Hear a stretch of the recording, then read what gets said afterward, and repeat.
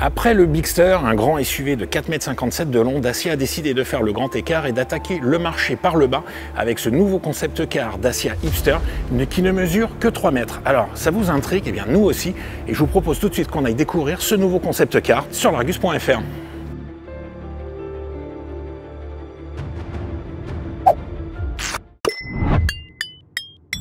Alors, ce nouveau Dacia Hipster, qu'est-ce que c'est? Eh bien déjà, c'est un petit peu la surprise du chef parce qu'on ne s'attendait pas forcément à retrouver Dacia sur ce segment. Et pourtant, vous le voyez, il est là devant nous aujourd'hui. Alors, on va d'abord s'intéresser au design et vous allez voir, il y a pas mal de choses à dire sur ce concept car. Alors on le sait, chez Dacia, l'outdoor, c'est un petit peu un des mantras de la marque. On aime bien cet univers un petit peu tout-terrain, un petit peu 4 roues motrices, même si, on le verra, eh bien, on est plus sur un véhicule un petit peu plus urbain, un petit peu plus routier. Mais néanmoins, comme vous pouvez le constater, eh bien, Dacia a décidé de donner un look un petit peu solide, un petit peu costaud à sa voiture, malgré des dimensions évidemment tout rikiki. On l'a vu, 3 mètres de longueur.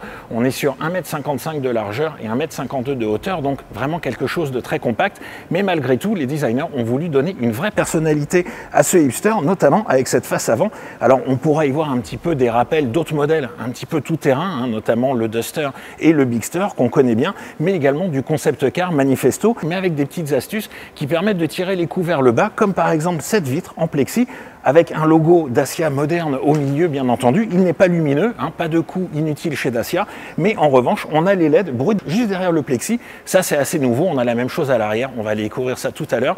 C'est malin, c'est pas cher et c'est finalement totalement dans l'ADN Dacia.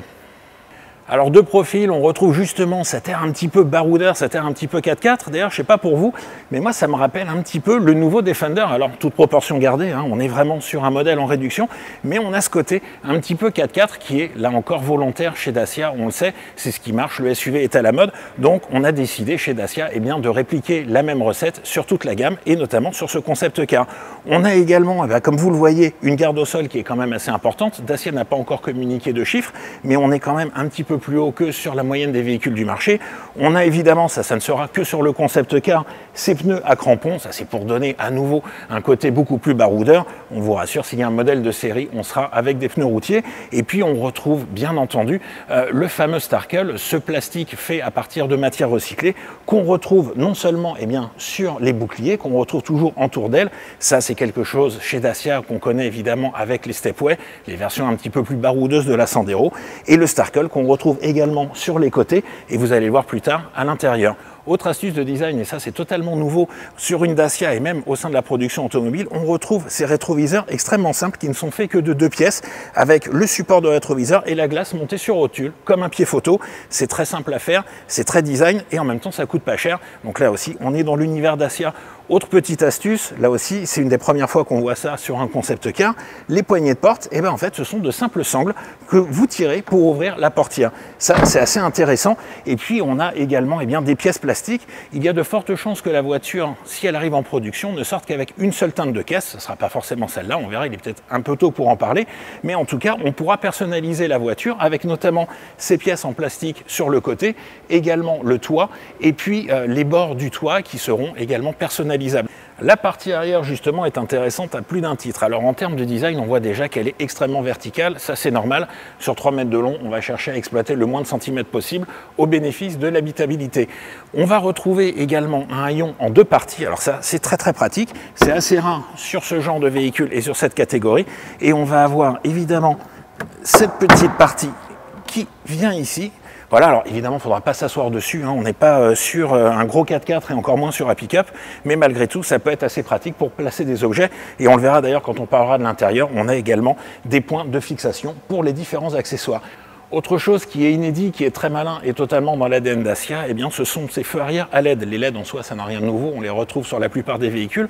Mais ici déjà, ce qui interpelle un petit peu, c'est cet aspect brut où on voit directement les LED avec différents schémas d'allumage en fonction que ce soit les feux stop, les clignotants, les feux de brouillard, etc. Mais surtout, vous noterez qu'elles sont dépourvues de vitres. En fait, c'est la vitre de la voiture qui directement va faire la vitre du phare. Ça, c'est très malin. C'est moins cher à produire et également en cas de casse, ça fait moins de pièces à remplacer. Ce qui est nouveau ici, c'est qu'on a un logo qui est à la fois embossé en partie haute et en relief en partie basse. Ce qui donne en fonction de l'éclairage eh bien l'impression que le logo est à la fois un petit peu en relief, à la fois éclairé. C'est très malin, ça évite d'avoir des signatures lumineuses complexes comme on a sur les autres voitures. Là encore, on reste dans l'univers Dacia, pas cher et efficace. Alors voilà, bienvenue à l'intérieur du Dacia Hipster. C'est assez rare qu'on puisse monter à l'intérieur d'un concept car et surtout avoir toutes les fonctionnalités bien quasiment disponibles. Alors déjà, en termes de design, eh ben, comme d'habitude chez Dacia, c'est simple et c'est efficace. On a évidemment un tableau de bord qui est entièrement en plastique dur. Alors ça choque pas parce que c'est déjà le cas du reste de la gamme. Donc c'est pas quelque chose qui est inhabituel chez Dacia. Ça permet bien entendu d'avoir un coût qui est inférieur, mais également eh bien, de ne pas avoir des gadgets un petit peu partout qui pullulent dans la voiture. Ici, on a cherché à aller directement à l'essentiel et c'est plutôt réussi en termes d'ergonomie. Alors, tout se pilote à travers l'interface du téléphone portable. On a un petit écran ici.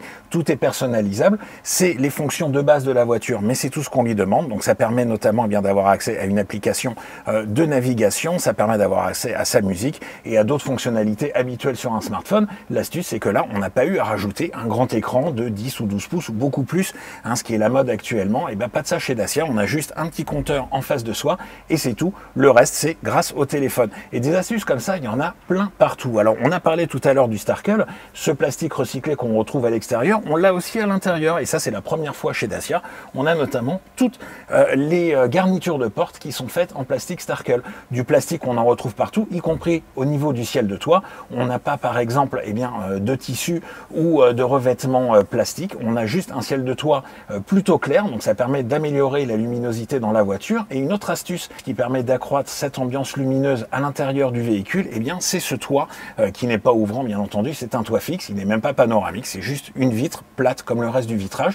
C'est pas très cher à faire et ça permet d'accroître la luminosité à bord du véhicule, mais également d'améliorer la visibilité, notamment quand vous serez au feu rouge. Alors, on parlait d'astuces, on va par exemple s'attarder sur des petits détails, comme ici, juste devant moi, j'ai un petit ruban ici qui permet de glisser la carte bleue. On a à la place des classiques vide-poche ces sacs en toile qui s'ouvrent et qui permettent de glisser ces objets.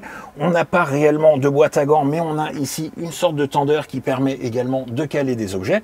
On voit que Dacia a inclus malgré tout 2 airbags. Alors, on en reparlera quand il s'agira d'évoquer la réglementation qui s'applique à ce type de véhicule, mais on a malgré tout 2 airbags, ce qui est déjà un bon point pour la sécurité. Évidemment, on n'aura pas toutes les aides à la conduite GSR2 qu'on a sur les véhicules du segment M1, mais ça, on en reparle à la fin de la vidéo.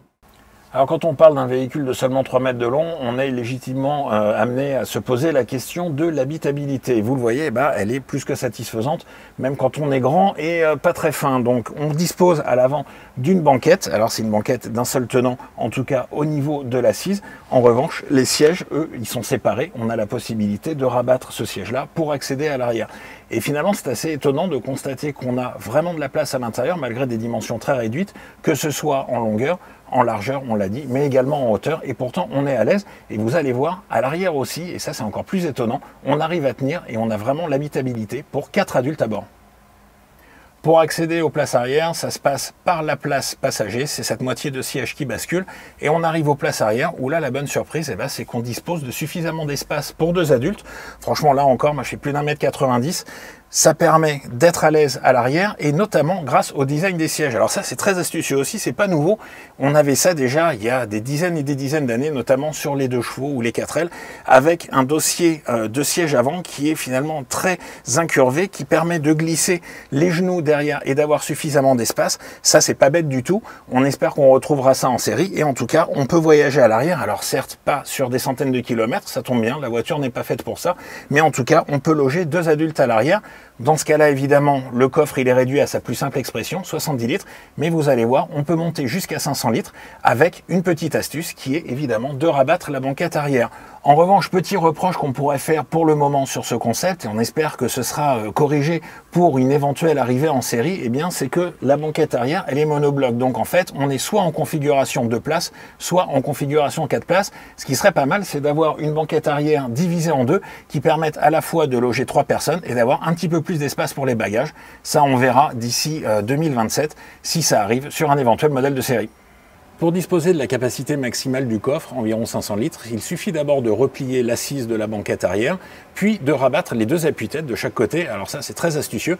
Ça permet non pas d'avoir à les enlever, de ne pas savoir où les mettre après, comme dans la plupart des véhicules, juste de les décaler sur le côté. Ça, c'est un très bon point. Et après, eh bien, on rabat la banquette tout à fait classiquement. Et on a donc cette surface de chargement assez grande et ce volume d'environ 500 litres.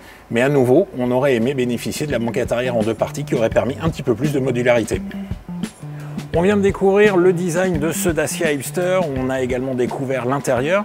Il est temps un petit peu de parler technique et également d'une éventuelle commercialisation et réglementation.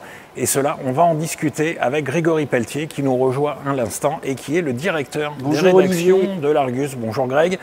Alors, la question, ça va être commercialisé ou pas ce Dacia Hipster? Oui, selon nos informations exclusives, ce Hipster, on a quasiment le nom définitif, sera commercialisé début 2027. Dacia y travaille depuis maintenant plus de 3 ans à ce véhicule. Donc là, il présente un concept pour préparer la suite. D'ailleurs, Dacia dit toujours, un concept n'est jamais gratuit. Tout à fait. On a vu avec les différents concepts qu'ont présenté Dacia, notamment le Bigster, il y a 4 ans, il est arrivé presque tel quel en série. Voilà. Et là, d'ailleurs, toute la journée, on l'a vu, c'est quand même très très avancé pour un concept car. Oui, tout à fait. Quand on se couche sous le véhicule, on voit très bien que ce n'est pas une plateforme bricolée, que c'est quelque chose d'abouti. Donc ce véhicule-là, ils ont travaillé. Aujourd'hui, il a été développé comme un quadricycle L7. Dacia n'en parle pas. Et pour cause, l'Union européenne est en train de faire passer une nouvelle catégorie de véhicules. Tout à fait. Alors les fameuses K-Car, alors ça c'est la catégorie très large. I-Car et réglementation ASEV, je crois ça s'appelle. ASEV, c'est ça. Disons qu'aujourd'hui, il n'y a pas de réglementation pour faire un véhicule de série, ce qu'on connaît, une Sandero, un Bigster. C'est une catégorie M1. Il n'y a pas de catégorie pour avoir quelque chose avec moins de sécurité active, passive, tout ce qu'on connaît, les bips, qui sonnent de partout. Alors ça va plaire à la clientèle Dacia. Pas de GSR2 normalement sur cette voiture. Pas de GSR2. Donc aujourd'hui, Dacia est embêté, il n'y a pas de réglementation pour faire ça. Et les fameuses I-Car vont permettre de faire ça, c'est-à-dire avoir comme une Sandero, mais avec simplement de la sécurité active, double airbag, ABS, ESP, limité pour compacter le coût. Parce que combien elle va valoir cette voiture? Justement, ça c'est la grande question. Selon nos informations, ça commencera à partir de 13 000 € pour un véhicule qui sera un véhicule M1. Donc ça va prendre la place en fait des anciennes Sandero à l'époque où elles étaient pas chères et de la Spring à son lancement qui était à peu près dans ses eaux tarifaires également entre 10 et 15 000 €. Un véhicule essentiel sous la barre des 15 000 €, électrique et qui correspond aux besoins des clients sans avoir trop d'équipement, essentiel, pratique. Mais alors on est d'accord, c'est pas du tout un véhicule sans permis. On n'est pas sur la catégorie des Ami ou autres, on est sur un vrai véhicule. Alors, les Citroën Ami, Fiat Topolino sont en catégorie L6 sans permis. Celle-ci est née pour l'instant, parce que la nouvelle réglementation n'existe pas. On la connaît pas encore. Elle est en négociation en ce moment à Bruxelles, et c'est un dossier français poussé par la PFA avec le groupe Renault et le groupe Stellantis. Donc elle est née L7, elle sera peut-être d'une autre catégorie, mais pour l'instant, c'est pour ça que Dacia ne communique pas tellement sur les caractéristiques techniques. C'est ce que j'allais dire, on a très peu de caractéristiques techniques. On parle aujourd'hui d'une autonomie de 150-180 km environ. Oui, c'est ça, c'est suffisant, parce que le but du jeu, pour être à 13 000 €, il faut une petite batterie, donc beaucoup plus petite que celle de la Spring, pour gagner du coût, du poids. Et arriver aux 13 000 €. En catégorie L7, on est un peu limité en poids, on est limité en vitesse maximum aussi, donc ce seront d'éventuelles contraintes. L7, c'est donc véhicule avec permis. Et l'avantage du L7, c'est que ça rentre, toutes les ventes rentrent dans le fameux café, donc les objectifs de la Commission européenne. Tout à fait, donc ça va faire baisser la moyenne des émissions de Dacia. C'est le but du jeu pour Dacia, ce style de véhicule, outre répondre aux besoins du client et d'avoir un prix sous les 15 000 €, c'est surtout d'augmenter les ventes de véhicules électriques dans la marque, parce que les objectifs, il faut les remplir d'ici 2030. Il faut les atteindre, effectivement. Donc si on résume, un véhicule commercialisé début 2027, très probablement. Oui. Aux alentours de 13 000 € pour la version d'entrée de gamme. Oui. Et pour la réglementation, on attend de voir On attend de voir. Pour l'instant, si on est sur du L7, on est plutôt sur des moteurs de 20 chevaux. Si c'est une catégorie M1 AZEV, ce qu'on appelle AZEV, le moteur peut être un peu plus puissant. Donc pour l'instant, c'est l'incertitude. C'est l'incertitude aussi côté Dacia, parce qu'ils attendent de la réglementation pour pouvoir définir ce projet. Et pour en terminer avec la technique, c'est une voiture électrique, on l'a dit, mais on n'a pas vu de prise de charge. Alors pour le moment, c'est un petit peu l'inconnu. On n'aura pas de charge rapide, ça on en est à peu près sûr. Ça, c'est exclu. Okay. En plus, ce sera plutôt de la batterie LFP, lithium fer phosphate. Donc la charge rapide, il n'y en a pas besoin. Et de toute façon, la charge rapide oblige à avoir un circuit électrique perfectionné qui coûte très cher. Donc ça, il n'y aura pas. La prise aujourd'hui, on l'attend. On va quand même dire, on va conseiller aux designers de Dacia de ne pas casser cette façade. Ouais. Donc ça sera, tout dépend où sera l'onduleur. Donc soit sur les côtés, à moins qu'ils inventent quelque chose ici, et peut-être un petit coffre frunk en dessous du capot pour pouvoir mettre les câbles. C'est vrai que ça serait pas mal. Bonne idée. Très bien. Merci Greg. Merci beaucoup. J'espère que vous avez appris tout ce qu'il y avait à savoir aujourd'hui sur ce concept car Dacia Hipster. On en reparlera bien entendu sur l'Argus, avec peut-être d'ici quelques semaines, quelques mois, une surprise au niveau d'éventuels essais routiers. Pourquoi pas? En tout cas, des essais de ce prototype. En attendant, on vous invite là encore à lire nos différents articles sur le sujet, à regarder nos différentes vidéos sur ce Dacia Hipster. Et puis moi, je vous dis à très bientôt sur l'Argus.fr. Merci Greg, à bientôt. Merci Olivier, à bientôt.